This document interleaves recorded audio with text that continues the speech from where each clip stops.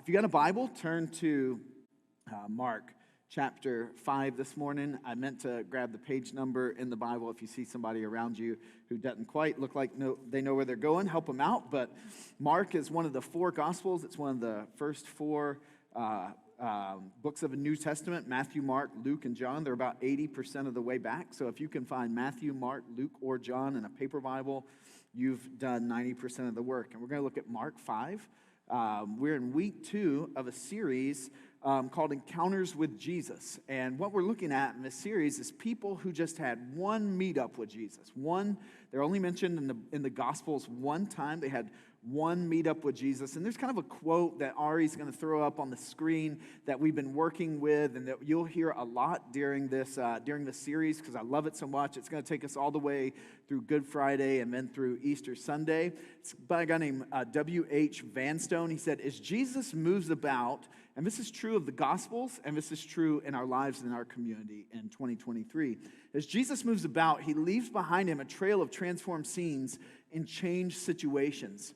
Fishermen no longer at their nets, sick people restored to health, critics confounded, a storm stilled, hunger assuaged, a dead girl raised to life. Jesus' presence is an active and instantly transforming presence.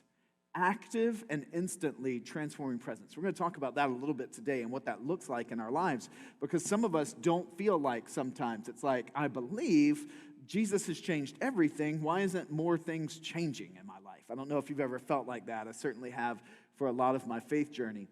And I love this, he is never the mere observer of the scene or the one who waits upon events, but always the transformer of the scene and the initiator of events. This is what we encounter in all four of the Gospels, and this is what we encounter in our lives and in our communities where the gospel begins to take root. But let's be totally real. Have you, and you only have to raise your hand like this, but you can kind of raise your hand like this, okay? Have any of you ever known somebody that you were like, there ain't no way the Lord's saving them? There ain't no way the Lord's saving. You can do it just a little bit. I'm not going to tell. Man, I went to high school with this guy. They called him Ogre. He was one of the largest human beings I've ever seen in my life. This guy was huge. He must have been 38 years old and still in high school somehow. And it was in the deep South and the early 90s. And this guy had half of his head shaved. And this is totally common today. But in 1991 in Warner Robins, Georgia, you did not have this haircut. He had half of his head shaved. And then the other half was this long, and he listened to music that my family said was the devil's music, and he would just walk around the school so imposing. And there were stories of him that were legendary, but not in a good way. The stories of the things this guy did, even as a high schooler, were dude, somebody should have taken this guy out and stoned him with rocks when he was a little kid. This guy is evil. When I was thinking this week about people in my life who probably almost seem beyond the reach of Jesus, he came to the list. The second one that came to my mind was this family. My first job in ministry, I was 21 years old. We had this kid in our youth ministry, and he was the sweetest kid. He loved Jesus. But man, his family was a wreck. And his dad was truly crazy. And his dad would burn down their homes so he could get insurance money. And then they would go live in these abandoned school buses or anything they could live in. He would just put his family, his teenage kids, in these homes, and he would burn them down so he could get money. And he beat his kids, just a terrible, terrible human being. And his son that was in our youth ministry died. He drowned when he was 16 years old. I was 3 months in the ministry. Nobody prepares you for that, by the way, when you're early in ministry. And I remember at the funeral, and at the funeral home, watching this guy work an angle to get money from people. And I just thought, dude, your kid just died. What's wrong with you? I thought about that family, and then I thought about when we moved right before we moved into Charlestown, we moved into a neighborhood, and it was a tough neighborhood. And so before we moved in, we checked the registry to figure out, because we had small children, like just to figure out where we were moving, like who was living around us. I remember the day we moved in, we had a homeless guy in our church, Naaman, sweetest guy in the world. And like we were unloading our stuff. And let me tell you, like if you need to like clear out your life, let a homeless person come take an assessment of the stuff you have. And Naaman's like helping us. It's 90 degrees in August in South Carolina. And he looks at Natalie and goes, Natalie, I ain't gonna lie, you got a lot of stuff. And we were ready to like just go straight to the Goodwill and dump all of it out. But we're moving in and we're moving in this neighborhood. And Naaman looks at Natalie and he goes, Natalie, I ain't gonna lie. You're moving into the worst neighborhood in this whole town. And Nat said two things. She looks at him and she goes, well, Naaman, that would have been really useful information about 3 months ago. And then the second thing, she looked at me and she goes, dang, you know when homeless people are telling you you live in a bad neighborhood, you live in a really bad neighborhood. And we always wanted to be mindful of who was living around us. And maybe somebody on your list is just somebody, maybe you know somebody and you're like, I just don't see how the Lord would ever draw that person in. They just seem too gone. They just seem too gone from the Lord. And today, we're going to talk about a guy who, when Mark had written the Gospel of Jesus out, and this one's early, this is the story right before the story we read last week in Mark 5, when Jesus's audience and Mark's audience would have heard this, or Jesus's disciples would have seen this, they would have seen this guy and go, there's no shot. No shot God's saving that guy. That guy is too far gone. So let's look today. We're going to talk about Jesus the Restorer. Let's look at Mark 5. We're going to kind of, just like last week, we're going to go like 5, 6 verses at a time through this so that we get the whole story over the length of our time together. Now, verse 1, Mark chapter 5. They, Jesus and the disciples, came to the other side of the sea. If we look at the story right before this, I'm going to show you in just a moment a map of where they are. But they were kind of in good Israel, Galilee, Jewish territory, and they're going to the other side of the Sea of Galilee. I'll show you on a map, into more Greek, more pagan, more Gentile country. And in the middle of the night, they've just had this encounter. It's a very familiar story where a storm comes up upon the sea, and Jesus is asleep in the boat, and the disciples, who are professional fishermen who've been on this boat, on this sea the whole life, they're freaking out, and they wake Jesus up, and they're like, Jesus, we're all 13 about to die. And Jesus speaks calm to the storm in the middle of the night. And now they're coming in. It's probably not even, it may not even be sunlight yet. All the disciples are like, let's land over here in pagan territory so we can change our underwear before we go back home to see our moms and dads. Like the storm was that bad, it scared professional fishermen, and they're landing in pagan territory early in the morning, and that's where we are. They came to the other side of the sea, to the country of the Gerasenes. Some of your Bibles might say the Gadarenes. Same type of thing. We'll see it in a moment. And when Jesus stepped out of the boat, immediately there met him out of the tombs, they've landed near a cemetery, a man with an unclean spirit. He lived among the tombs, and no one could bind him anymore, not even with a chain. That word bind just means tame. Literally, this guy was like a wild animal that could no longer be tamed, for he had often been bound with shackles and chains, but he wrenched the chains apart and he broke the shackles in pieces. No one had the strength to subdue him. Night and day among the tombs and on the mountains, he was always crying out and cutting himself with stones. So, Ari, if you'll throw up that first map for me, I want to show you where we are on the map, because these couple of maps will really help us kind of understand exactly what we're about to look at. Now, the map on the left is kind of modern-day Israel. You can see Jordan just to the east of Israel. The big body of water kind of in the middle that's very blue is the Dead Sea. And then up a little bit higher, very small, is the Sea of Galilee. You can see it over on the right. So this is what it would have looked like 2,000 years ago. The towns to the right of the Jordan River and the Sea of Galilee, those towns are called the Decapolis.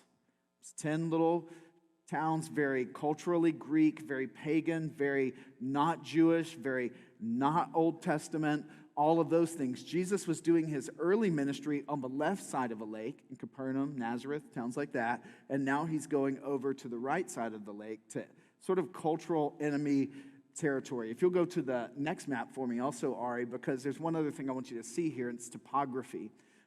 The map on the left is the exact same. The map on the right is a topographical map, and what you'll see is, if you look, the Sea of Galilee set down really low in the topography, which allowed storms that would come across they would go down into the sea, and they would just whip this sea up into a fury, almost like the perfect storm happening here. And so professional fishermen were freaking out. And so then they get to the east side of the Sea of Galilee, in the Gadarenes, the Gerasenes, where we're about to look today, and the topography again goes up. So this would be like huge cliffs, huge steep cliffs. You can see it right here where the story is going to take place. And so the other thing I just want to point out to you, basically God's people lived down toward Jerusalem, where it says Israel, if you can see that far, and up around the Sea of Galilee. Everywhere else was kind of like enemy pagan territory. I mean, these first century people that Jesus was calling his disciples and announcing the kingdom to, they just thought basically everybody except them just were terrible, terrible, awful, godless, reprobate human beings. Like the people I described to you just a moment ago that were unsavable, like that's how they looked at all of the maps, all the people on the map that weren't in the orange territory. Just horrific human beings. How could God possibly love him? And into this topography, into this geography, Jesus is stepping with his disciples, and we're meeting, even by their accounts, a really messed up dude. A really, really, really messed up dude. And so I thought this week about what to call him. He's one of the people that Jesus encounters once who we don't even get his name. We're going to see in a moment. Some people have called him the man with legion. You'll see why in just a moment. Some people have called him the man in the Gerasenes based on the location that this happens. I love what Eric Raymond, who's a pastor here in Boston, Eric Raymond calls him the freak in the local cemetery. Like, I think that kind of gets it. Like, that best describes this guy, the freak in the local cemetery. And I want to tell you a few things about the freak in the local cemetery that we'll call them challenges. I want to give you a few challenges he's got. You don't have to write these down. Just want to make you aware of them so you understand how screwed up this guy's life was. Number one, he's got an unclean spirit, it says. I would even just put an asterisk by unclean spirit, and I'll show you why here in just a moment. But he's got an unclean spirit. Jewish people were always obsessed with, is this person clean? Are they not? He was in Gadara, or the Gerasenes, which I just showed you on a map. That's a different place. It's a different place. Like the thing I love about living in Massachusetts is everybody in Massachusetts has an opinion about the other states. Like some of you, I say New Hampshire, and some of you go, I say New Hampshire, and others of you go, ugh. I say Vermont, and some of you go, whew. I say Vermont, and some of you go, ugh. Everybody has, I say Rhode Island, and I think we all agree, like, ugh. Everybody has an opinion about everywhere. And Jesus' audience would have heard Gadara, they would hear this story, and they would go, ugh, pagans, terrible. Here's a guy, this freak at the local cemetery living in that neighborhood. He's living among the tombs, literally living in the cemetery. You know, and we kind of culturally go, ugh, because we've seen a lot of movies. Like, they would do that because of, kind of the supernatural stuff, but also just a place of dead bodies, terribly unclean. Number 4, it said he was bound, but he was unbindable. They would put him in chains. It reminds me of Sloth from the Goonies, if you remember that movie. That's literally all I see is this guy in chains, and they would spend money to chain him up, and they would rip the chains out. This guy was bound but unbindable, it says. And I mean, he's crying out all the time, day and night, crying out all the time, just in agony and in torment. He's cut up and he's bloody. Remember, Jewish people, first century Jews, it's all about cleanliness. You don't touch blood. Remember we talked about that last week with the woman with the issue of blood. Like, this guy's all cut up. He's all bloody. He's got no community. He's got no family. He's living in the midst of a bunch of corpses. And here he is in every way a complete and total mess. I don't know if you ever felt that messy. Most of us church people, our lives have never quite gotten that bad, right? Like, we're pretty presentable.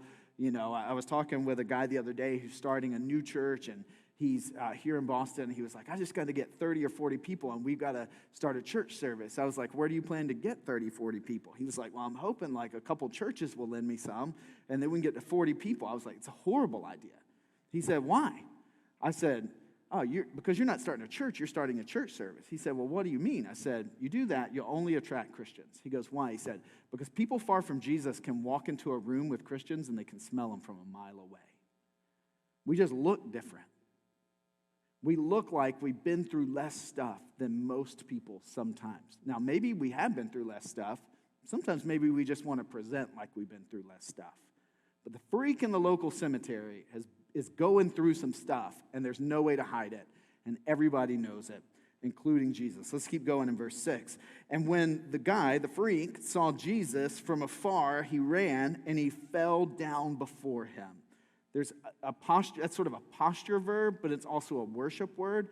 This guy, whatever's going on inside of him, his body kneels down, falls down before Jesus in kind of an attitude of worship. And crying out with a loud voice, he said, what have you to do with me, Jesus, Son of the Most High God?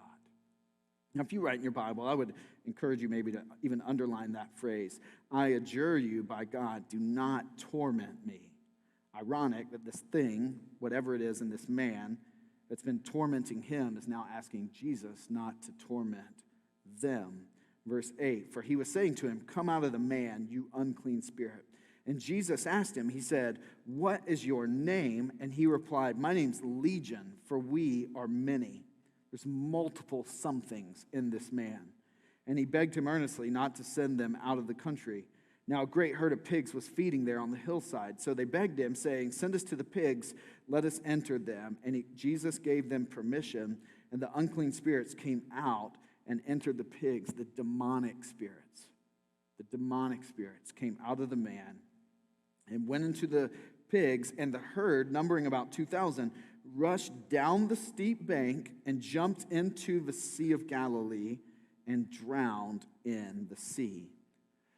So Jesus confronts this man, and we immediately see that this man and all the demons that are living inside of this guy come running at Jesus, saying, Jesus, Son of the Most High God, I adjure you, don't come here and torment me. Even the demons get that Jesus is a big deal. I'm just going to do a parentheses real fast and tell you there's been a lot of times in my life where I sat where you sit on Sunday morning, and I kind of came into church very casual about church and Jesus and God and what God would do over that hour and 15 minutes. And in this moment, I'm convicted because even demons are more worshipful than a casual Christian. Even demons see exactly who Jesus is and what he's capable of. And sometimes we can be really casual about who he is and what he's done and what he can do. A legion, in verse 9, Jesus asked what's his name. A legion is an infantry of about 6,000 Roman soldiers. So maybe there are 6,000 demons living in this one man. However many there are, and we don't ultimately know, there's a lot of demons living in this dude. This guy is not demon-possessed. This guy is demons, plural, possessed. He is demons possessed. Now, let me just deal with two things I need to address. One for the skeptic, and the other for the person who's grown up maybe in a more, a different Christian tradition than me. For the skeptic, maybe you're saying, dude, this is 2023. What are you talking about? Demon possession. Like, I watched The Exorcist. First of all, shame on you. Second, I'm a Christian. I'm going to judge you. But I'm just kidding. Maybe you look at this and you go, it's 2023. Demon possession, that's a pre-modern idea. People used to believe that, but this is 2023. This is America. We live in the West. That's not really a thing. Let me just encourage you, if you feel that way, I get it. There are some things in the Bible that are supernatural that require faith for me to believe them. But let me just encourage you with two things. First of all, most people in all of human history have believed in demons and demon possession. And second, most people on planet Earth today actually believe in demons and demon possession. It's just a very narrow sliver of us in the Western world that don't actually believe in demons and even angels and demon possession and the miraculous and all those things. So we could look at these people if we have a hard time with that in the West, and we could say, oh, these people are just, anybody who would believe that then or today is just stupid or unenlightened. Or I've had friends who would even say about a story like this, if this happened somewhere in the world today, we just need to send some secularists and some capitalists to those countries, and we need to modernize them. We need to help them have an economy like ours. We need to basically secularize them so that they don't see the world as so spiritual that they find demons and angels and everything. There's a lot of people that would feel that way, especially in our city of Boston. But let me just push back just a little and call that attitude a sort of a Western ethnocentrism. And let me even say that's like a secular colonialism. You know, the people who would want to go and enlighten people on other continents that there can't be demons and angels, you're silly if you believe that, tend to be the same ones who push back at Christians sending missionaries to those places centuries ago and even today. And the only difference is religion or lack thereof. Like, essentially, people who would say, this can't have happened, this is not a possibility, are essentially missionaries and evangelists for a secular worldview that says the supernatural cannot be possible. And we have to call that exactly what it is. We're trying to impose a Western worldview. We're basically Western worldview imperialists. And maybe it's not them, but it's us who need to consider demons and angels and the supernatural. Maybe it's not that the world needs to think like us. Maybe it's we need to check ourselves and go, I'm believing differently than most of the world and most of people in recorded history. Maybe there's something to that. The second sort of objection or thing we need to address, conversely, is that everything isn't demonic. Some of you grew up in traditions where everything was demonic. And everything was a devil. And listen, some of the things that are broken in our worlds are just the fruit of sin, or are the fruit of living in a broken world, or the fruit sometimes of even just superstition. Some of the stuff we believed is not demonic. Like, there's not a demon in everything and everybody. It's exceedingly rare that people are demon possessed. But I remember He-Man as a kid, and my best friend Eric was not allowed to play with He-Man because if you play with He-Man toys, then they were satanic, and surely you would get a devil and demon possession. I know Natalie wasn't allowed to watch Smurfs because Gargamel was some witch's name or something, and this just wasn't. So some of you are laughing because you know that I'm describing your upbringing that your parents put you through, and I get it. Like, there is a crowd of people sitting in this room right now that you understand exactly what I'm talking about. Let me encourage you, everything is not demonic, but spiritual warfare is real. And what happens here is exceedingly rare, but entirely possible. And we got to just put that out there, okay? The truth is, demons are real. Demons are created beings. They have a clear mission to deface, deform, defeat, and destroy you. They have limited power. They are not all-knowing. They are not all-present, and they are not all-powerful. They are under Jesus' authority, and they will be destroyed. In fact, their destruction is what Legion thinks is about to happen to him in this moment. That's why he says, let me go into the pigs, because he's thinking when Jesus casts me out, he's going to ultimately destroy me in this moment. We need to think correctly about supernatural, spiritual warfare. Now, let me share with you one more thing about pigs, and then we'll move back into the sermon. We like pigs. We tolerate pigs. The pigs in verse 13, 2,000 of them all die. They jump off a cliff. I would love to see this in cartoon form. I've never seen this with Felt Board Jesus. It would be amazing. We tolerate pigs. Some of us like pigs because we like to eat sausage and bacon. Some of us tolerate pigs in this story because we go 2,000 pigs in a small community. That must have wrecked the economy. This is a really bad day for their local economy. And some of us like pigs because from our childhood to now, pigs have made great little celebrities. There's the 3 little pigs, the 5 little piggies that my grandmother used to count on my toes. There was Porky Pig, there's Piglet, there's Wilbur from Charlotte's Web, there's Peppa Pig, there's Ham from Toy Story, there's Olivia, there's Rosita, there's Miss Piggy, who I never liked, there's Pumbaa from Lion King, who I loved, there's Babe, who I thought was adorable, and my favorite pig name is Peking Homunculus from Doctor Who. Like, pigs have They're such a part of our culture and cartoons, and they're adorable. And we think about 2,000 Miss Piggies and piglets and babes jumping off the cliff, and we go, that's really sad. What was Jesus doing, killing all those pigs? Let me encourage you with a couple things. One, Jesus did not kill the pigs. The demons did. The pigs knew that to have evil like this inside them was so destructive that they would rather be dead than have a demon in them. Jesus did not kill the pigs. Second thing, when Jesus' audience heard this, they only thought of one thing. And here's what they thought of. In 167 BC, there was a king of Syria who was culturally Greek named Antiochus. And Antiochus took over the city of Jerusalem, went into the temple, and sacrificed a pig to Zeus in the middle of a temple where God's people were supposed to make sacrifices. This was so blasphemous. This was unthinkably blasphemous. It was literally called I'm not even going to say the abomination of desecration or something like this was unthinkable. So when Jesus' audience hears this story almost 200 years later, immediately they think, oh, pigs, blasphemy, paganism, evil. They're like, we're glad to see those pigs die. And that leads to the first point today. All of that, sorry.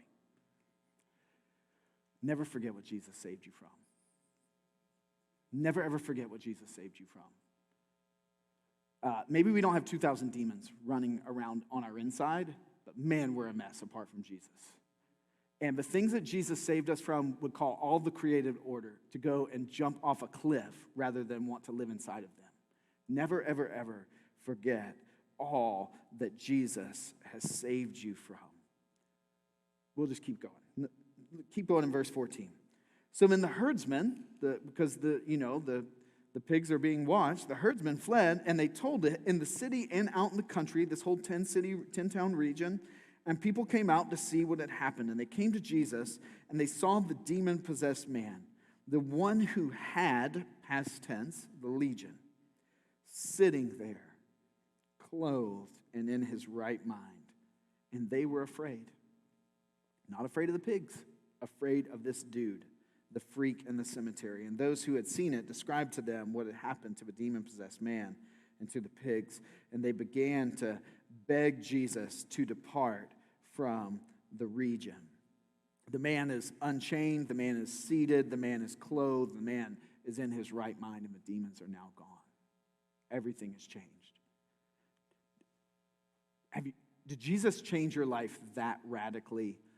And if he didn't, have you ever met someone who Jesus changed so radically that it's like, oh, they're unchained, seated, clothed, and in their right mind? Jesus literally changed everything. And when we see that, we don't know what to do with that. The people come out, they see this guy, and rather than celebrate, they're literally scared out of their minds. They're like, what kind of power does this guy have that we couldn't even chain this guy up? And this guy walks in, and now this guy is, Jesus walks in, and now this freak is all normal. Let me encourage you with a second thing. Never forget what Jesus saved you from.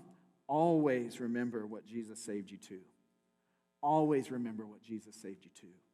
Christians are to be different, and we ought to try to be different. When Jesus comes into our life, he unchains us. He clothes us. We'll see this in just a moment. He puts us in our right frame of mind. The freak in the local cemetery, just by way of encouragement, is a lot like the freak in the mirror. The freak in the local cemetery that day who met Jesus is a lot like the freak I look at in the mirror when I go and look at myself every day. The freak in the local cemetery was set free. The freak in the mirror was set free too. John 8:36 says, if the Son sets you free, you are free indeed. Some of you have been saved by Jesus, and you need to be encouraged to know that Jesus set you free. He didn't just save you for eternity like Nick mentioned. He literally changed everything about you, your destiny, everything, and he set you free. The freak in the local cemetery was seated. The freak in the mirror is also seated. In a courtroom sense, when someone is being defended by a lawyer, the one on trial gets to sit while the lawyer stands and advocates for the one being accused. And in the courtroom of our salvation, Satan, our enemy, stands and accuses us. But Jesus, our advocate, stands on our behalf. The freak in the mirror can sit because Acts 7:55, as Stephen, the deacon, is being stoned to death, he looks and he says, "Behold, I see Jesus standing at the right hand of the Father, advocating for me." So we can sit in Christ because Jesus is standing on our behalf. The freak in the local cemetery is clothed. He had been naked or in rags this whole time, and he's clothed when they get out there. The freak in the mirror is dressed in Jesus' righteousness. Isaiah 61:10 says, Revelation 3, 6, 7, and 19 talk about being dressed in Jesus' righteousness. When God looks at you, Christian, he doesn't see your poor performance, the rags of how you've performed. He looks and he sees the righteousness of Jesus. The freak in the mirror is dressed in the righteousness of Jesus. We sing a hymn around here that says, dressed in his righteousness alone, faultless to stand before the throne. The freak in the mirror is in his right mind. The freak in the local cemetery was in his right space. So is the freak in the mirror. 1 Corinthians 2, verse 16 says that we have the mind of Christ. That Jesus has imparted to us his mind to think about things like God does. Never forget that Jesus, as Nick said, did not just save you from some stuff. Jesus saved you to some stuff. And not to perform, but to be his. Now, let me give you just an encouragement. The legal effects of the gospel are immediate. Some of you struggle with guilt. And you go, how could the Lord forgive me for what I did back then? Or how can the Lord... Listen, when the Lord looks at you, we are dressed in the righteousness of Jesus. Jesus is our advocate. The legal effects of the gospel are immediate. God has declared us not guilty forever, once for more. Jesus took the guilty verdict. The saving effects, the life-altering effects of the gospel are ever increasing. We hear this story of this guy sitting there, and we just assume, oh, he went home, everything was great. Listen, he still had scars and scabs that had to heal. He still had relationships that had to be mended. He still freaked all the kids out in the area, and like they probably see this guy walking through town for years, and they all get like, ah. Like, there's still consequence for his brokenness. The gospel changed everything as far as how God related to him, but the life-altering effects of the gospel would be ever increasing and completed in eternity. If you're like, Jesus, I know you love me, but why can't I just quit cussing out my boss? You ever feel like that? He will help you. He will help you. God's just getting started. He's just getting started. And what he has legally declared to be true, he will bring into actuality over time. People see the freak, and they want Jesus gone. Let me share with you a quote by R.C. Sproul. I think we have got this up there. I'd love to read this to you. When the Holy One is manifest in the midst of unholy people, the only appropriate human response is dread. So they beg Jesus to leave them. They beg Jesus to leave them. They simply couldn't stand to be in his presence. This is what it means to be the church in a broken world. Let me finish the passage, 18 through 20. As Jesus was getting in the boat, the man who had been possessed with demons begged him that he might be with him. Now, Jesus, to this point, has agreed to demons' proposal and to the lost villagers' proposal. And now this new Christian says, this new follower of Jesus says, I want to follow you. And we're going to see Jesus tells him no. And Jesus didn't permit him, but he said to him, go home to your friends and tell them how much the Lord has done for you and how he's had mercy on you. And he went away and he began to proclaim in the Decapolis, those 10 villages, how much Jesus had done for him. And everyone marveled. Everyone marveled. Jesus sent him out as a missionary to this pagan region, and everyone marveled. So let me just encourage you with a third thing. Look around at who Jesus' salvation sends you to. Never forget what Jesus saved you from. Always remember what Jesus saved you to. Look around at who Jesus' salvation sends you to. Jesus sent this guy out with no seminary, no community group, no Bible college, no Bible knowledge, just an encounter with him. If you have had an encounter with Jesus, he has put you where he's put you because there are people who need to see and hear his love. There are people in your life who need to see and hear his love. And you go, man, I've just been a Christian like 5 minutes. Yep, so had this guy. And this dude had 2,000 demons in him, and everyone marveled at his testimony. You go, I've not even been in a community group. I haven't even begun to ask the questions I've got. Neither had this dude. Neither had this freak. And Jesus sent him out, and everyone marveled, because the gospel's presentation is not hinging on your knowledge or performance, but on Jesus' presence and character. Look around at who Jesus' salvation sends you to. Even pig suicide wasn't as powerful as this man's testimony. I think we've got one more quote by a guy. I think his name's David Garland, if we can get over to that one. The splash created by the testimony of the man is more effective in divulging who Jesus is than the splash created by the demons and the pigs. We can stream our church service all we want. We can show up at community events all we want. We can give to charities in this community all we want. Your story of what Jesus has done in your life will always create the biggest splash in Charlestown, Greater Boston, and in your network of friends. Let me make 2 quick connections, 3 questions, and 1 application will be done. Never give up for maximum lostness or minimum importance in other people. I think we've got one last quote, Ari, and then I'll leave you alone with quotes, and we'll go to the questions at the end. Let's remember what we're dealing with here. Jesus Christ has all the power in the universe. This means he's able to penetrate any heart with his gospel, and he has the power to change anyone. So let's not cast folks off for their supposed lack of potential. For truth be told, no one has potential. We're all relegated to the helpless state of our cemetery guy in Mark 5. The cemetery guy is not all the crazies we know. It's not Ogre, it's not the Carols, it's not my neighbors who were on a registry. The cemetery guy is me, and the cemetery guy is you, apart from Jesus. So don't ever, ever, ever give up on people. Maximum lostness, minimum importance, never give up on anyone. The second thing I would tell you, quick connection. All the ugliness of the freak is our ugliness, and Jesus takes every bit of it. And that's the gospel. It's not that all this guy's brokenness just vanishes into the universe. It's that Jesus Christ carries all of this guy's ugliness and brokenness and ours as well. Isaiah 53, 3 through 11 says Jesus was crushed. He was cut up. He was abandoned. He was hated. He was rejected. He was crucified. He was killed. He was buried. And by his death and sacrifice, we are declared children of God and righteous before the Lord. The ugliness, the brokenness, the freakiness does not go off into a cliff. Jesus absorbs every bit of it for you and I in our life. So let me ask you 3 questions. 1, have you forgotten, minimized, or never known all Jesus saved you from and how much it cost? Have you forgotten or minimized or never known all Jesus saved you from and what all it cost?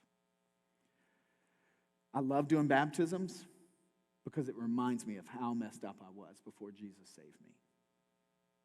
I love watching people join this church because it reminds me of how I felt before I was part of a faith community. I love watching you invite your friends and share the gospel and live out your faith because it keeps it. It's so easy to forget or minimize what Jesus saved us from. And maybe you're here and you've never even known what all Jesus saved you from, and I would invite you to ask Christ into your life today. Second question. Where in your life was Jesus' work immediate? What changed in your life immediately? And just by way of, just to clarify, just as encouragement, in case you don't know, immediately, legally, everything changed.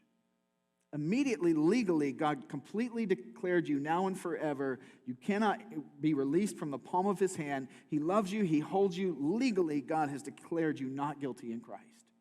Where was Jesus' work in your life immediately, legally, everything changed. Habits, some things changed. Relationships, some things changed.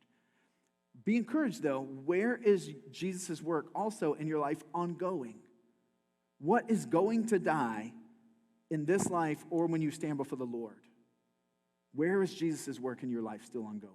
See, we hear the story and we assume everything was great for this guy. It wasn't. This guy had to go back to real life and deal with the fruit of his brokenness and Jesus changing him progressively. Where in your life is Jesus' work still ongoing? This is why God gives us the church and community groups to work through these things together. Third question. Although Jesus can save anyone by any means, Who in your circle needs to hear your story of God's grace? Could Jesus part the sky? Sure. Could Jesus, I'm trying to think of the most ludicrous situation in Boston. Could he do the most ludicrous thing to save our neighborhood of Charlestown? Sure, he could. The truth is, he doesn't have to do ludicrous things because he saved you and me. And there are people you know and live next to and work with and are married to and are family members with and your kids play on the sports teams together. There are people you know, and Jesus saved you so that they would hear the gospel. Although he can save anyone by any means, who in your circle, maybe this week, just sit for 15 minutes and turn everything off and just, okay, God put this person in my life. God put her in my life. God put this person in my life. And I'm there so that they can hear about his grace. And let me give you one to do, and I'll pray. I want to encourage you over the next 4 weeks to invite others to a Sunday here or to a Good Friday service or to Easter. Somebody in your life needs an invite to come and experience the gospel through the church. And he put you in their life to invite them. So I want to encourage you to invite at least one person over the next month to come and worship with us, in particular on Easter. Let me pray for us.